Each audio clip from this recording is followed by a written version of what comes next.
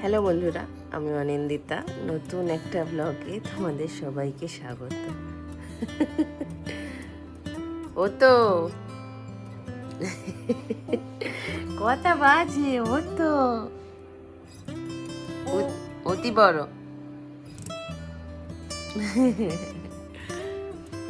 অতি বড়, হ্যাঁ অতি বড়।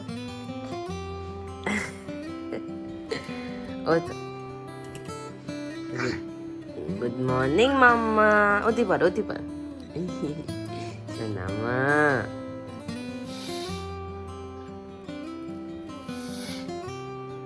আস্তে আস্তে ওঠো।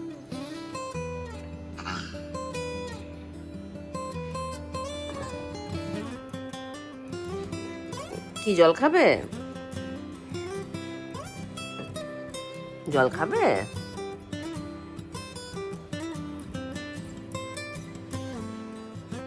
আচ্ছা দিচ্ছি আমি। আচ্ছা নাও খাও খাও। আচ্ছা খাইয়ে দিতে হবে? আচ্ছা খাও।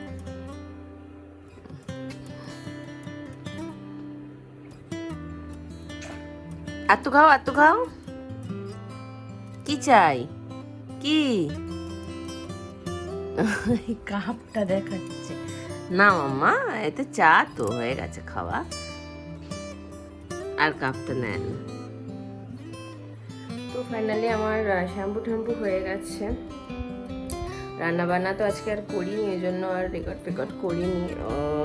ঘুম পাচ্ছে এখন, এখন ঘুমানোর সময় নেই, যেহেতু এখনো খাওয়াও হয়নি। চুলটা একটু হালকা শুকিয়ে তারপরে আবার রেডি হতে হবে। ভীষণ ঘুম পাচ্ছে, দেখি কি করি। আমি ওই অর্ধেক মশারিটা আজকে আর খুলিনি, কারণ আসতে আমাদের অনেকটা দেরি হয়ে যাবে, ওই জন্য যাতে রাত্রিবেলা মশারি খাটানোর ঝামেলা না থাকে, ওই জন্য আর খুলিনি। এখন আমি এই কম্বলটা জাস্ট একটু ভাঁজ করে রেখে দিচ্ছি, কারণ কম্বলটা অবশ্য তুলেও দেবো আর কিছুদিনের মতো ব্যাপার, কারণ এখন আর কম্বল খুব একটা দরকার নেই। তাও একটু রেখেছি, মাঝে মধ্যে একটু ঠান্ডা ঠান্ডা, যেহেতু এখনও মাঝে মধ্যে রাত্রিবেলা লাগে। কিছুতেই আমার ঘুমটা কাটাতে পারছি না, তবে চেষ্টা করছি, দেখি আস্তে আস্তে ঘুমটা কাটাতে পারলে খুব ভালোই হয়, কারণ অদ্রিতিকেও আবার রেডি করতে হবে। এই কম্বলটা গুছিয়ে রেখে দিলাম। এবার ওদিকে মশারিটা যেহেতু টানানো আছে, অসুবিধা হবে না, শুধু এদিকে দুটো কোণ টানিয়ে দিলেই হবে, ওই জন্য আর করিনি। চলো তোমাদের দেখাই এবার যে আমি আজকে কী পরবো। আমি আবার আজকে একটু শ্যাম্পু করেছি, যেহেতু আগের দিনকা বিউটি পার্লার থেকে সে মানে চুল বেঁধেছিলাম, তো হেয়ার স্প্রের জন্য অসুবিধা হচ্ছিল, ওই জন্য একটুখানি শ্যাম্পু করে একটু সিরাম মেখে নিচ্ছি, হালকা করে ড্রায়ার মেরে নিয়েছি।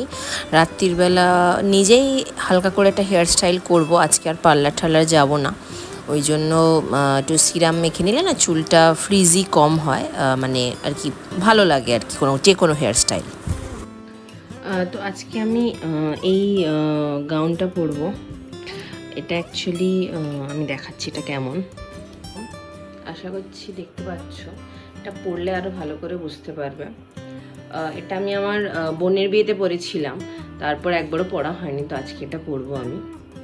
সাথে এটা তো লেগিংস আর এটার ওড়নাটা, আর হাতেই কাড়হাটা পরবো, এটা আসলে ওর সাথে ভালো যাবে। আর এখনও পর্যন্ত আমি ইয়াররিংসটা ডিসাইড করতে পারিনি যে এইটা পরবো নাকি এইটা পরবো, দেখি কোনটা ভালো লাগে। আগে ড্রেসটা করে নেবো, তারপর দেখবো কোনটা ভালো লাগে, দেন এটা পরবো। আর মোটামুটি সব রেডি করে রেখেছি, যে ওই আধা মেকআপ করে আমার মেয়েটা উঠে গেছে, এখন তাকে নিতে যেতে হবে, এখনও পুরোপুরি মেকআপও হয়নি, তাও পুরো লুকটা আমি তোমাদের হয়ে গেলে তারপর আমি তোমার দেখাচ্ছি। দেখো জাস্ট কাণ্ডটা দেখো, দেখো সব ছড়িয়ে ছিটিয়ে একাকার করে দিয়েছে। কিরে কি হচ্ছে ওটা, ভাবতে পারছো কি অবস্থা? চলো এবার ওকে রেডি করব। আমি মোটামুটি রেডি হয়ে গেছি, লাইটই সেজেছি। এবারে ওকে রেডি করব। এবার অদ্রিতিকে জাস্ট রেডি করলে করেই যাচ্ছে, এবার রেডি করি, তারপর আবার কথা বলছি তোমাদের সাথে। রেডি হয়ে গেছি, এইবারে আমরা বেরোবো।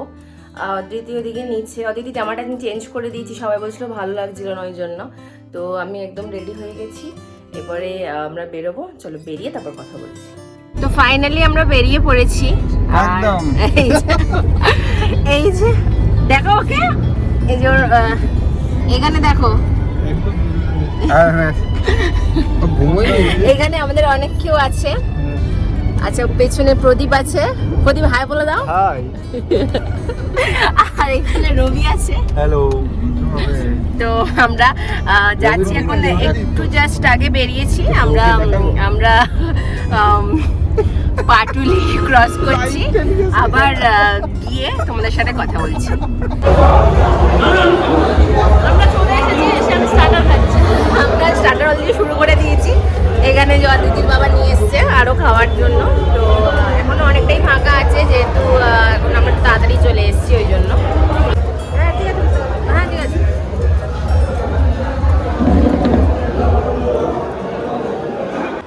আর আমরা যেহেতু একটু স্টার্টার খাচ্ছিলাম, তো বাচ্চা মানুষ তো অদিতি খুব বায়না করছিল, ওই জন্য ওকে একটা শুকনো ফুচকা ধরিয়ে দিয়েছি। আস্তে আস্তে কুটকুট করে খাচ্ছে, একদমই মানে শুকনো বেশি দিনই অর্ধেক দিয়েছি, কারণ বাইরের কি না কি তেলে ভাজা ওই জন্য। আর এদিকে অদিতির বাবা বোধহয় আরেকবার স্টার্টার নিতে গেল। তো আজকের ব্লগটা এখানেই শেষ করছি, দেখা হবে পরের একটা ব্লগে। যদি ব্লগটা ভালো লেগে থাকে তাহলে একটা লাইক করে দিও, আর একটু কমেন্ট করো, তাহলে আমি বুঝতে পারবো। আর পারলে চ্যানেলটাকে সাবস্ক্রাইব করে দিও। ভালো থেকো, সুস্থ থেকো।